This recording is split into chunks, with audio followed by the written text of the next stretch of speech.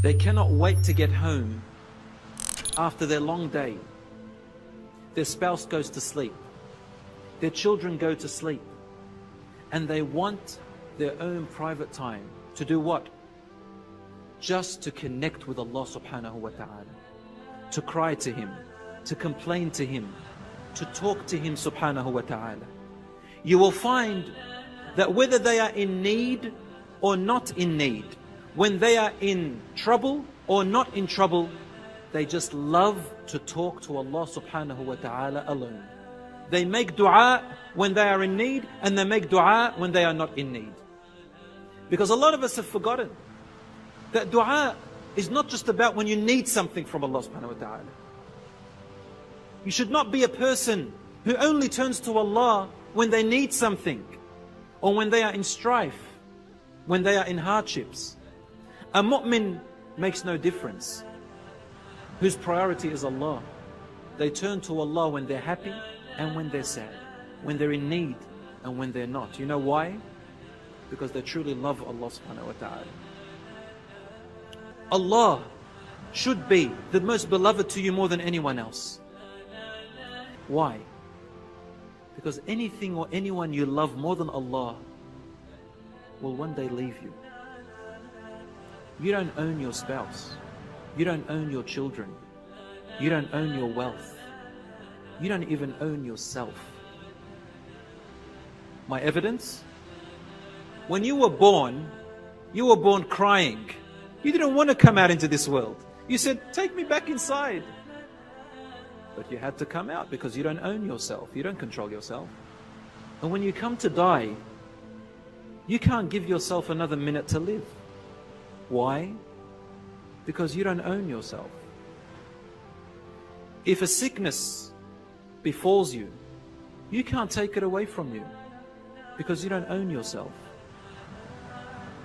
You can prevent death from the people you love, but you can't because you don't own them. You don't own anything. You and I don't own anything, not even ourselves. We all belong to Allah subhanahu wa ta'ala. From Him we came and to Him we shall return. So if your love is for something that is temporary, then remember what Abu Bakr radiallahu anhu said at the time of the death of our beloved Rasulullah sallallahu alayhi wa sallam. What happened? Umar radiallahu anhu stood up and he held his sword, saying, anyone who says that Rasulullah has died, I will strike his neck.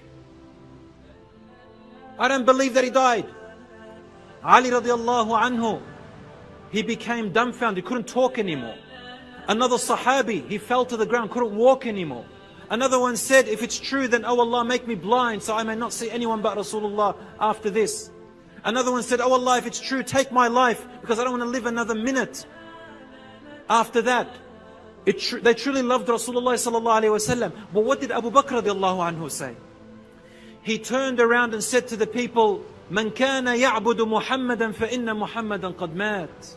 Whoever used to worship Muhammad sallallahu alayhi wasallam, then Muhammad sallallahu alayhi wasallam has died. He's gone. وَمَنْ كَانَ يَعْبُدُ اللَّهَ فَإِنَّ اللَّهَ حَيٌّ لَا يَمُوتُ. But whoever loves Allah and worshipped Allah, then Allah is everlasting, He will never die. Imagine if Abu Bakr radiallahu anhu did not come out and remind the people that your love is first and foremost to Allah, which explains why Allah subhanahu wa ta'ala did not leave His prophets to live forever. Because people will probably end up worshipping them instead of Allah. Their love for them would supersede Allah subhanahu wa ta'ala's love. Knowing that they will leave us, forgetting that they came from Allah, that these prophets, you will not love them if it wasn't for Allah subhanahu wa ta'ala's love. Turning back to Allah subhanahu wa ta'ala is the lesson. Because Allah is everlasting, He will never die. Allah is with me wherever I go. And when you die, you return back to Him. So our ultimate love is Allah subhanahu wa ta'ala. I remember when I was in Form 2 or Year 8 of my schooling, we used to walk to school. And there was this bridge that we crossed. It was above a river. One day we're walking to school back in Australia, and there was a dead body in the river. This man had jumped off the bridge and killed himself. The ambulances came and You know, as children we ask a lot of questions. How did he die? What did he die for? You know, what happened? He had left a note. Obviously, as a non-Muslim, that didn't know what his purpose was. The note said that his longtime girlfriend left him for another man, so he had no reason to live anymore. So he killed himself. He couldn't bear the pain. Subhanallah. Subhanallah. He worshipped his girlfriend, and his whole life was for his girlfriend. So when his girlfriend left him, he took his life. You remember that actor? What's his name? Robin Williams? Remember Robin Williams? Famous actor from America, very famous actor. He committed suicide about 2 years ago or less. He has all the wealth of the world.